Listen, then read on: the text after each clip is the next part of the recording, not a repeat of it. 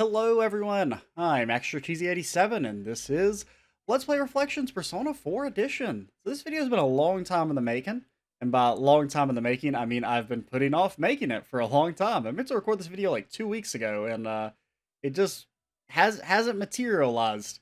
I meant to have this go up like right after the finale, but I just couldn't get up the motivation to write down my bullet points. You know, these videos aren't scripted, but I do have to have some sort of talking points to get me through them, or else they would be truly unwatchable.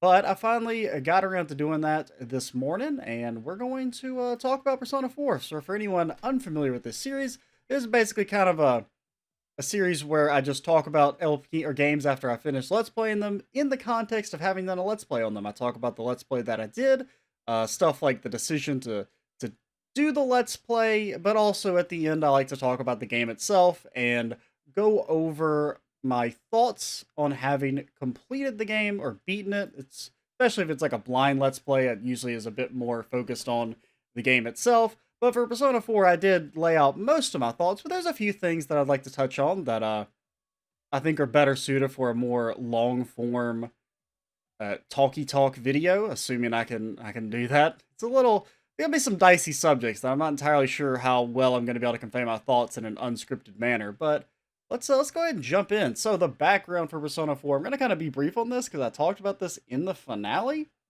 Um, Basically, the long and short of it, Persona 4 is my favorite game of all time. Not necessarily because the game's super good. The game is super good though, but the reason it had such a big effect on me was because I played it. It in a very pivotal point in my life. I was a lot younger. I think I was like 13 when I played Persona 4 back in 2011. And since then, it just I don't know. Like I guess because I was younger, it definitely had like a bigger impact on me, like to a level that like no other media really will. Just because you're still developing. You're not fully developed. You don't know everything about yourself. And so Persona 4 came to me at like a point in that my life. I was kind of like depressed. I wasn't kind of depressed. I was very depressed back then. But yeah, I talk about that in the finale. So if you haven't seen that and are interested, it's probably one of the only times you'll hear me talk about my personal life at length.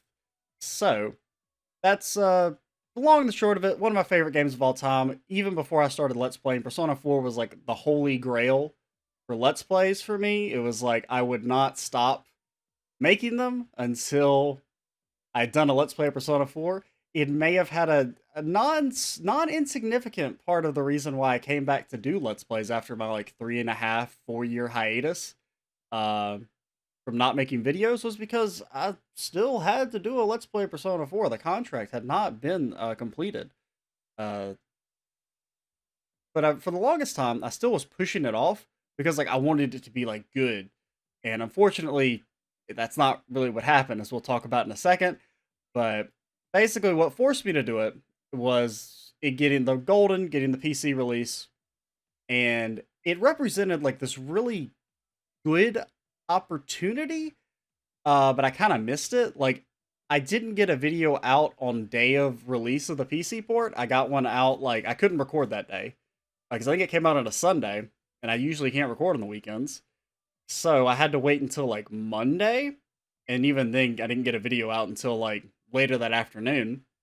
So it pretty much just like kind of missed out on a lot of that release window interest. Basically, like I was kind of somewhat hoping to recreate what happened with the Cyber Sleuth Let's Play, which is like by far the most successful playthrough I've done in the last basically since I started doing Let's Plays again. And it was exclusively just because I happened to get a video up uh like on the same day that the complete edition came out. So there was a lot of like early interest traffic, which basically meant the video just stayed like ranked high in search rankings for the rest of time. Uh for searching for that game, which is basically gave the video a decent amount of long tail views considering how niche it is. And I was kind of hoping something similar would happen with this, but just being late to the party did not allow that to happen. That being said, I mean, viewership was okay at the start. It definitely, fiddled out because there's 100 fucking videos, dude. Um, it's just it's a huge time investment to watch something like that. So But overall, I mean, that didn't bother me too much. The biggest problem was that just the LP is not very good. Sadly, I hate to say it, uh, which is why I'm just not happy with it, and why I wish, in hindsight, I should have just waited. The biggest issue is just the audio quality is like really like my audio for my videos has never really been good. It's better now that we have a new mic. Still some issues with it that I'm working on identifying. I think I've made it better, a little bit better, uh, in the last week or so. At least I think so. It's kind of hard to tell because also like my ears don't work. That makes any sense. Uh, I don't know. Things that like sound normal to me may actually sound like garbage sometimes, and vice versa.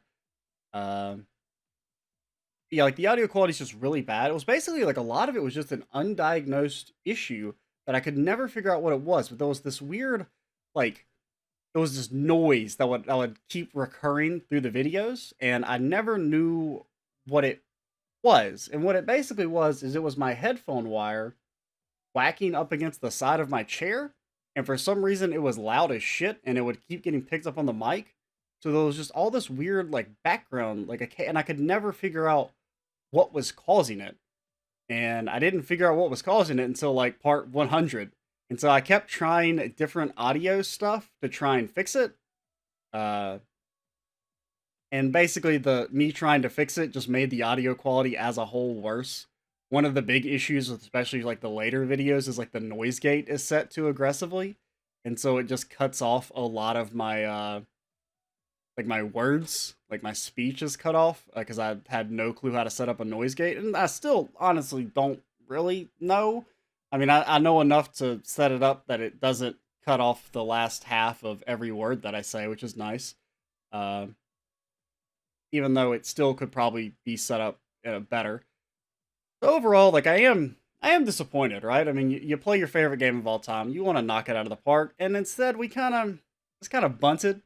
I still think the LP. I mean, I still had a lot of fun with it. I'm still glad I did it, especially because it kind of helped me rediscover why I love the game. As I kind of talked about in that finale, like it's reasons outside of the game's quality in and of itself. Like it's a very personal reason why I love it so much. Even though I mean I do think the game is legitimately very very good.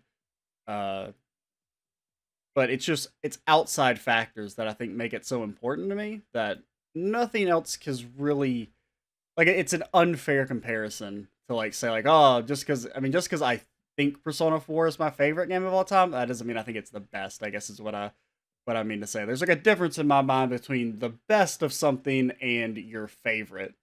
Because favorite is more of a personal distinction, whereas best is you're at least trying to be objective. But yeah, audio really bad. Also, like just I don't know. I just didn't know what I was doing, and like I would test the audio, and it would sound like fine. And then after I would record a session, I'd go back and listen to it. I'm like, this is truly god awful. What in the hell was wrong with you? Which kind of goes back to what I mean about my ears not working. I don't know. For what it's worth, though, I will say I do think the commentary as a whole seemed fun. It's one of those things that's really hard to judge though for yourself because it's weird. You're both your own worst critic and you're also your best critic. In the sense that you typically like judge your work harsher than the average person will, but at the same time, when it comes to like making a joke, obviously I'm gonna think something I said is funny because I was thought it was funny enough to say it in the first place. Now there's some exceptions to that, but as a whole, whenever I make a joke, I think it's funny watching it back because I'm the one who said it. But that's also like very subjective, right? Um, so it's kind of hard to really judge your own commentary, but I think it was fine.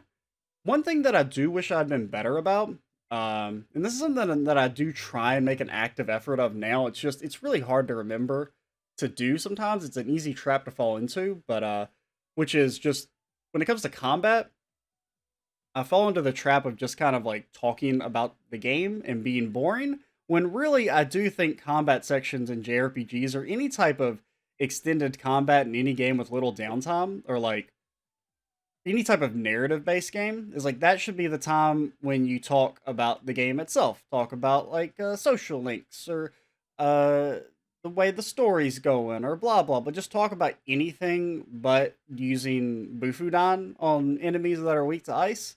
But it's also a very easy trap to fall into because it's, you know, you kind of have to focus on the game, and just saying what you're doing, just narrating what's going on the screen is it's very easy to fall into that flow state, even though I do try and make the effort to try and talk about more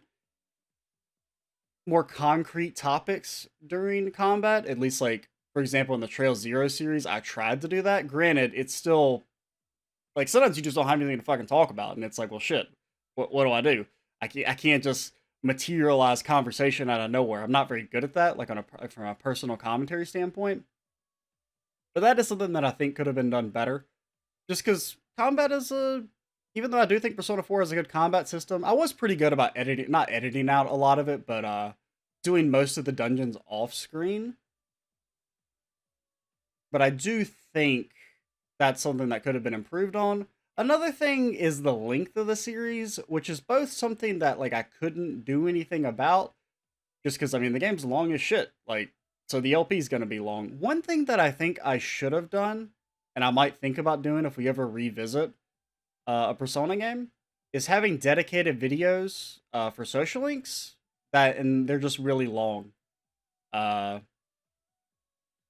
Because I think that's one of the problems, that there's a lot of videos where like nothing really happens besides just doing social links, which is fine because I mean that's a huge part of the game. That's like 50% of the game is just grinding out social links. Well, I say grinding out like it's unfun, but like that's a big appeal of the game, is the kind of life simmy type aspect of it. So it's not something that like you should ever cut out, but I think sectioning those off into their own videos would have been a better idea, and just making them longer. The only problem with that though is that it's rare that you have like an hour-long block where there's no story stuff at all. Because usually, even like say if you finish a dungeon early and then you have like a long social link experience, sometimes there'll still be like little small story scenes peppered in throughout. Usually like small stuff, not like huge things. But I think that's something that I maybe could have done. We could have definitely cut down on the part number a little bit. The LP would have still pretty much been as long, but it would have kind of like the social link stuff, which may or may not be as interesting to some people, could have been isolated off. But it also just feels weird to put out an hour-long video, so it's something that like I feel weird about doing. But I think in hindsight, maybe doing that and then clearly labeling that like, hey, we do X, Y, and Z social links in this video. It's, you know, that's basically it. No story progress. I think that's something I would like to do. That's something I kind of started doing at the end of the Trail Zero Let's Play, because like a big part of that game is walking around the city and talking to people. And so I would wait until like the end of the video. Like say like instead of ending the video at like 30 minutes, I would let it keep going for another 30 minutes and just be like, everything past this point is just talking to people around the city. If you don't care about that, you can stop watching, but it still lets me do it and do it on screen. But it does, you're not forced to sit through it if you don't want to. So I think that's something that like I might think about doing in the future. If, because I mean, I do definitely want to play more Persona games. I mean, there's only like, I mean, there's 3 and 5 are the only like mainline ones, besides, because 1 and 2 are different. They don't have like social links and stuff. They're more old school type. They don't have like the life sim elements.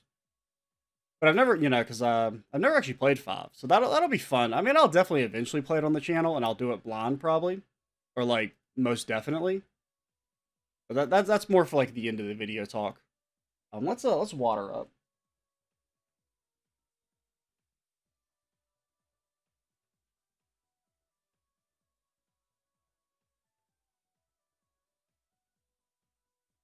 Okay. That's like most of the LP talk stuff. I'm trying to think if there's anything else really worth mentioning. That's pretty much everything I got to say about the LP as a whole. From now, we're going to start talking about the actual game and my thoughts on some of the things. A lot of, I mean, I said a lot of stuff. It's still like, you know, let's just talk about the Golden Edition, right? The changes to it. I think as a whole, the changes from the Golden Edition to the original are very positive.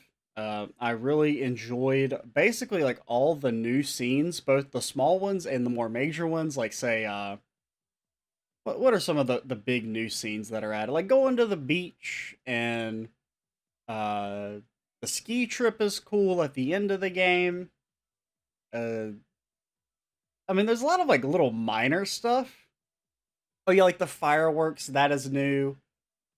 Any of the like air quotes like date scenes, those were not in the original game from what I remember. Well, because like that's something that was kind of revamped in the Golden Edition, right? Is the way like some of the social links have the romance stuff in it that wasn't like it was kind of in the original version, but it wasn't like an exclusive thing. It was just at the end of the social links it would be implied that the main character and ex Chickadee are in a relationship, but then it didn't like mean anything because you could do it with every single character in the game or every female character in the game. So it it's neat. It's not really my jam. I'm not really the target audience for that type of stuff, but I mean, I'll engage with those mechanics. I mean, there were some neat scenes that we saw, and it's some character development. I'm not against it, even if I did feel like hella awkward during some of the date scenes in the game, just because I don't know, it just feels weird to like commentate over that, but as a whole, I mean, I do the major addition though is Marie stuff, or which I did like, but I do think it could have been done better. I like Marie as a character. I think she's well done. I think she's interesting. Uh, her dungeon, I like the dungeon. It's neat. It's something different from all the others, but I do wish that the Marie stuff had been integrated into the Izanami final dungeon, like because the Izanami stuff has always felt like a little weird. Like it feels a little tacked on, especially considering that it's so easy to miss. Like you have to go, like you have to really, like someone playing that game for the first time, if they don't know about the Izanami thing, 9 times out of 10 they're gonna miss it, right? Unless they happens and like unless they already know that there's something you have to do in the final day. Like when I played the game, I knew there was a true ending. I didn't know the specifics of what you had to do, but I knew there was something about like there was a true ending and you couldn't like there'll be a time when the game tells you to do something and you should say no. But then I still had to wander around the town for like 30 minutes before I accidentally figured out you had to go back to Junes. Because the game even like it kind of baits you because you go to Junes once already to talk to Teddy and Yosuke, but then you have to come back later on after the game tells you to fucking go home. It's kind of dumb if I'm being honest. But like I really think integrating like Marie's story with the Izanami stuff because it's similar. Like I mean, Marie's whole thing definitely has like an Izanami like motif with like the way the grave and everything. Like she's supposed to be similar to that character, but I don't know, cause it felt like a wasted opportunity to make the Izanami stuff make more sense and be more integrated into the actual main game. But because like one of the problems with Marie being its own separate thing is that the game has like fucking 3 final bosses. Actually, it has more than that. This game technically has like 4 or 5 final bosses, depending on how you want to describe it. Like Namatame is technically a final boss because you can get the bad end right afterwards. You have Adachi who's presented as the final boss, but then it's actually the fog monster is the normal final boss. Or Marie could be your final boss in the Golden Edition if you don't do the Izanami stuff. And then if you do the Izanami stuff, then she's a final boss. So there's like 4/5 final bosses. It's a little much, in all honesty. And so integrating Marie and Izanami stuff together would have, I think, given a better chance to make both of those feel more impactful or more integrated into the story. Because the Marie thing, it just still like both of them kind of feel like they're just tacked on. Even though I like the Izanami stuff has always been a little weird. It's cool, but it felt like they were trying to answer a question that, like, I don't know. It didn't really like Persona 4 didn't have to end with you killing a god. It just kind of felt like they threw that in because reasons. Uh, It's like the one JRPG where you could probably get away with not having the final boss be a godly being that the game kills. Just because I mean, it's such a like a personal, like small focused story for most of it. It's about solving a murder, and like yeah, there's some supernatural stuff going on, but it's not like that crazy. And then it does kind of get a little crazy with like the fog monster's going to destroy the world. Uh, but then it's like actually there's an even more powerful fog monster that wants to destroy the world. I don't know. I still like Persona 4 a lot. But the direct narrative is, I mean, that's more of like a topic for another video, like talking about Persona 3 and Persona 4 together. Um, I think most people agree that Persona 3 has a better direct narrative. Uh, but Persona 4 is better in my mind just because the characters are more well developed. Now that's a little complicated because Persona 3 has the portable edition and the female protagonist route is like significantly better than the main route, and it makes all the characters more well developed. And like I said, we'll play Persona 3 one of the days on the channel. I can talk about all that then, but I just kind of went on this weird like something I didn't prepare to talk about in regards to Izanami. Basically, Izanami's she's weird. Uh, I wish they'd taken the chance to make her make more sense. Very hard difficulty was a good and bad idea. It wouldn't have been so bad if I'd understood how the game worked a little bit more. Because basically, the Golden Edition is a lot easier than the normal edition, just because of, I mean, a bunch of things. All the new, like all of Arise's passives aren't in the original version, like her giving you heals and stat buffs and protecting the party and all that. Like all of her social link bonuses aren't in the original game. Uh, or not all of them. I think some of them are, but like her being able to like protect the party, for instance, and give you free buffs isn't.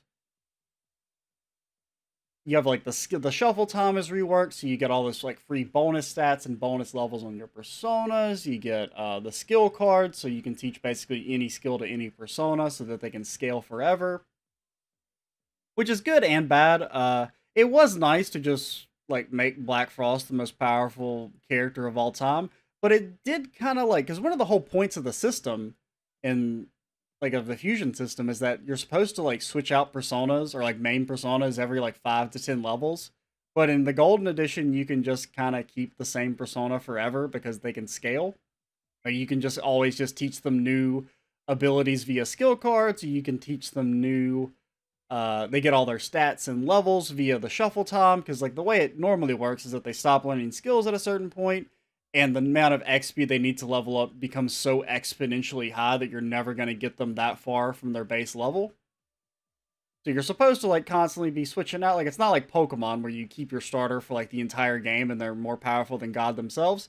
It's, you're supposed to switch things out and change it up, and that's kind of one of the fun parts of the system. But definitely, you're kind of encouraged to almost just keep one, especially on very hard, where it made more sense to have one super persona than like intentionally gimp myself for the sake of variety. The only real complaint I have about very hard is something that I initially liked, which was the lowered XP gain. It almost works in theory because it forces you to get by with less skills, especially for like your side characters. Like it's harder to just grind up to get certain key skills, like say Marakukaja or Mediorama, or like two of like the major abilities that make bosses a lot easier. But instead, the very hard lowers your XP game, which makes it a little bit harder to get that, which can be fun because it forces you to do fights without certain key skills, but being at a lower level than the boss increases the damage you take, and that's never explained anywhere in the game.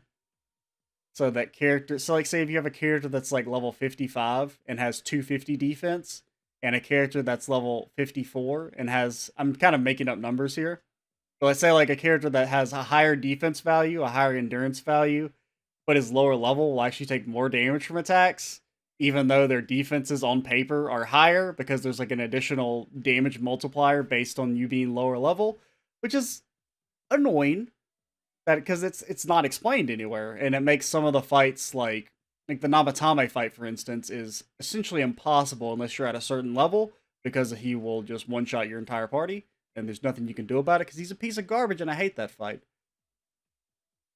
But overall, I think I'm glad we played on very hard. It was a fun challenge. The Yukiko boss fight was like such a odd experience because that's like that fight is hard as shit because you don't have any of the things that makes the golden version easier because you don't really have access to skill cards. You don't have your social links ranked up, so you don't get all the new abilities or the new passives and stuff like that. Well, granted, the passives are always there. It was just they get new skills from leveling up your social links. You don't have like the Rize stuff. Like you're missing out on all the things that make the golden version easier. But Yukiko is still hard as shit, and she will kick your ass, and she doesn't take any prisoners. That beating that boss is literally the loudest I've ever been in my entire life. In editing, I had to go and like turn down my victory scream by like 20 decibels. No joke. Because it was so freaking loud. So the last thing I want to talk about is gotta compose our thoughts here.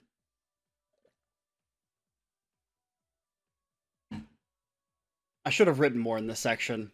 We're gonna talk about some characters. We can't talk about every single character, so we'll talk about two of the major ones that I wanted to talk about, but I never did because I didn't know how to get my thoughts out.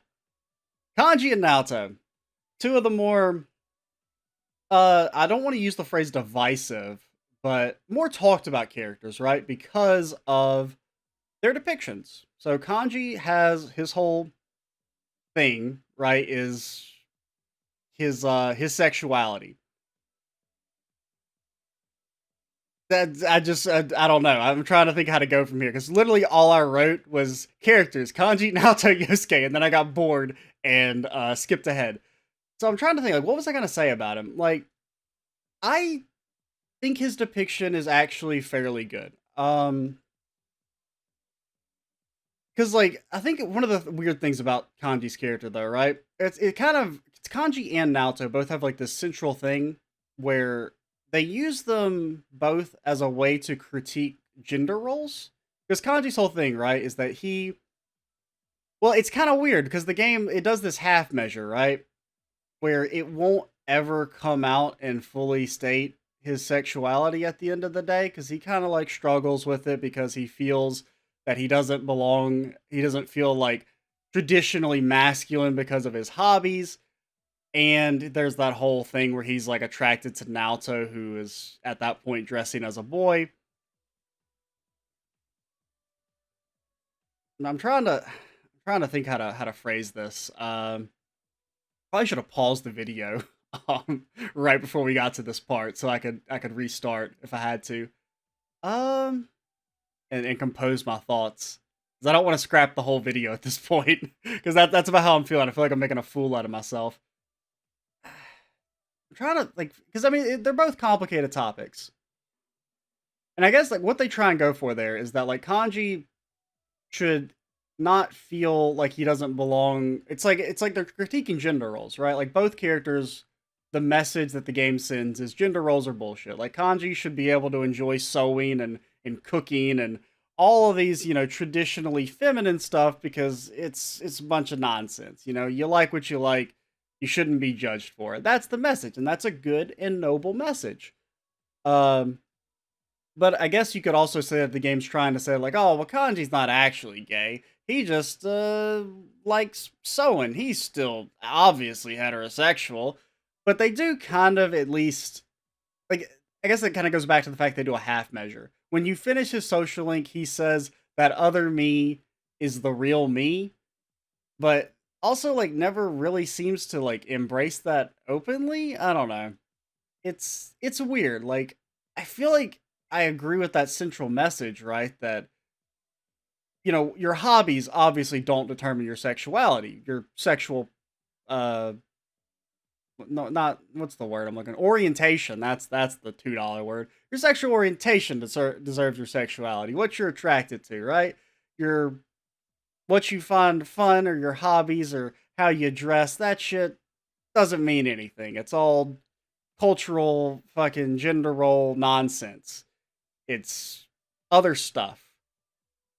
Um, And so in that sense, like I agree with that message, but there is like I think the criticism, right, that and you kind of set up this character to be homosexual and then they're just like actually nah, he's just get back in the box, right? That's like kind of the criticism. And I think I kind of get it. I think it's a little less valid for Kanji because they do kind of somewhat commit to it. Naoto is another situation, right, where they present her as a trans character, and ultimately, like the solution to her character arc is that she embraces her biological gender. So one way, like a kind of maybe if you're being unfair towards the game, you could say that like here's the character arc is this character's trans and you push them back into the box, right? Now I don't think that's really what happens because they do a fairly good job of illustrating why Naoto feels the way she feels, that like her issue is not necessarily a body dysmorphia thing where she's uncomfortable in her own body. It's that she feels like she has to be presented as a male in order to find success and be accepted in a male dominated society in the police force. And her story arc is about coming to terms with, hey, you shouldn't, like, yeah, it's going to be an obstacle, but at the same time, you should stay true to yourself instead of letting others decide who you are for you. That's kind of the positive way to look at it, but then the negative way to look at it is that like, hey, here's this character who's trans, and instead you force them into like, actually, nah, you're not. You just think you want to be a boy. Actually, you love being a girl, and you get back in the box. That's like the negative way to put it. And the truth is somewhere in the middle. I don't think it's completely because I mean I think also part of the reason why these characters are a little bit more controversial is because Atlas is weird. Like on one hand, they portrayed a gay and trans character in a game that came out in 2008 in a fairly good fashion, which is like pretty good. Uh, but on the other hand, and I haven't played Persona 5, but I am aware that they had to remove some like side character or like some NPCs because they enforced a really like homophobic stereotype that gay men are sexual predators who are gonna can't control themselves. It's pretty bad. So it's like how much credence do you want to give Atlas? I don't know. That's kind of like a I mean, really, this whole thing, this whole like the topic of Kanji and Naoto's characters could be their own like hour-long video. Another thing that I will say, so basically, I guess like the reason I focused on these characters is because I haven't played the game since like 2014, and so I mean I've had a lot of personal development and growth during that time, and so it was interesting to look at these characters with a more mature viewpoint, more mature, the keyword, not saying I have a mature viewpoint, but I'm more mature than when I was like 15. And overall, I do think the depictions could be better. I understand some of the negative criticisms regarding the way Kanji and Naoto are handled, but for a game that originally, I mean, I do think you have to consider this, right? That it was 2008. Shit's changed a lot. Like people's opinions have changed a lot. I mean, for the better, mostly for the better. I mean, obviously some people are still bigoted, but you just gotta hope they'll get there. Maybe one thing I will say though that I kind of speaking of things that like how your view of a character hasn't changed or has changed or like things you didn't notice. Like Yosuke's fucking like casual homophobia towards Kanji, like it didn't really stick out to me in my first two playthroughs, but like man, that is, oh, like the camp scene. Like what the fuck is up with that shit, yo? It actually made like I mean Yosuke was like my favorite character, and I'm like, God, he's like a fucking asshole in this game at times. Uh, for just to reiterate, like basically the way the scene goes down in the camp scene is that it's the main character Yosuke and Kanji have to share a tent, and Yosuke is all has this weird fucking thing where he's like Kanji's gonna rape us at night because he's apparently like not even like openly gay. It's like there's a like a bi-curious type understand like undertone there. and it's such a ridiculous scene, and I kind of hate it in all honesty, because especially like later on in that exact same camping trip, they set up that the male characters have to sleep in the same tent as the female characters, and there's no fucking talk from Yosuke about whether or not they'll be able to control themselves. It's just assumed that Kanji can't because he's not, he doesn't conform to normal sexuality. Obviously, he's a deviant. And I guess the reason that didn't like stick out to me is that when I originally played the game, like I was like 13, and I was so used to just hearing that shit. Um, that was a kind of, I think, if you want to be fair, you could make a devil's advocate argument that Yosuke is like like his attitude is pretty normal for a high schooler in 2008. It was a pretty normal attitude when I was in middle school in 2008.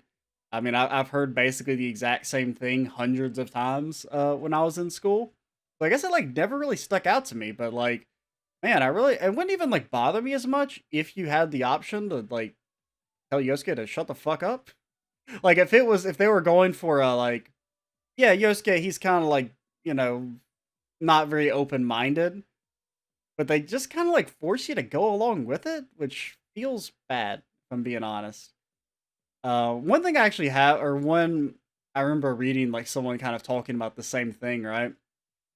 And they basically said that like they wondered if part of Yosuke's, because originally there was actually supposed to be like a planned romance between the main character and Yosuke that got cut, and you kind of wonder if maybe that was something that would have been discussed in there, that it's like it's his own insecurity forces him to kind of like lashing out and feel like, oh man, I gotta prove his heterosexuality even though he's like conflicted personally. It's an interesting topic that, I mean, it would have been cool to kind of see it more like fleshed out. Now it's not really something I'm super like, I'm not gonna promise. I don't know if I would have ever explored that route, but it's neat. It would have been neat to see it in the game, to at least like read the dialogue after the fact. Um, but yeah, I don't really feel like my thoughts made any sense there. We're gonna eventually start to wrap down. Basically, long and the short of it, I feel like Kanji is done relatively well. Naoto is kind of a complicated topic. I understand people who dislike the way she's depicted, where you essentially just kind of convince her that that she doesn't actually want to be a boy. I can sympathize or empathize with feeling like that's a little irresponsible. But I do think the game does, in the specific context of Naoto's character, the way she's presented, is it does seem like her desire to dress as a boy and be seen as a boy is mostly due to feeling like she has to conform to gender norms. Like it's more of a, they're critiquing gender norms with those two characters. I don't feel like they're trying to disparage transgendered people and homosexual people. So it's a weird topic that I probably shouldn't have mentioned, but at least it kind of got my thoughts on it. I don't know. And then Yosuke's a dick. He's more of a dick than I remembered. So for the wrap up, despite all the issues with the LP, audio quality, main big issue, I'm glad I did it. It really did reaffirm to me why I love the game so much, why it's had such a big impact on me. Um, Especially like coming up, like when I was thinking through how to tell that story in the finale, it like really kind of made, because for the longest time I always wondered like, why did I like Persona 4? And it wasn't until years after I first beat it that I kind of realized, when I was thinking back, like that's why it was so important. Like I was fucking depressed as shit, and it kind of got me out of that depression for a little while and helped me have a little bit of a better mindset that let me not be quite so depressed about my school life. So in regards to like future Persona content, definitely, like, I mean, I want to play more of the games. Originally, I'd always intended to play them in order, kind of like the way I'm doing I do the Final Fantasy games. The problem is Persona 1 is like is a good game, that has aged horribly, and it's a pain in the ass to play. So I don't know. I mean, if Persona 3 or even 5, gosh, that'd be great. If they ever get PC ports, we'll probably do a playthrough, like try and do it on release. But until then, we'll play it by ear. I'm a little burnt out on Persona for now, but we'll see. I really would like to play the games on the channel, but I would also like to. I mean, I think Persona 3 getting a PC port's fairly likely. Well, the problem with Persona 3 is that there's no definitive version of the game. Some people prefer Fez. Some enlightened folks like myself prefer portable because the female protagonist route is so much better written. Oh my god, it's so much better. It's not even close. You lose being able to walk around school, but you get better writing. The writing's the point of the game. That's it's like it's not even a trade-off in my mind. I think we're gonna finally end things here. Hopefully no one actually watches this video. Dear God, don't watch this. Please, just at the very least stop before I get to Kanji and Naoto. Just don't watch that. I feel like I've made myself seem like a fool. Alright, we're gonna stop here. I'm Extra Cheesy 87. Stay tuned for the next Let's Play? Next end of a Let's Play? I don't know. Bye, guys.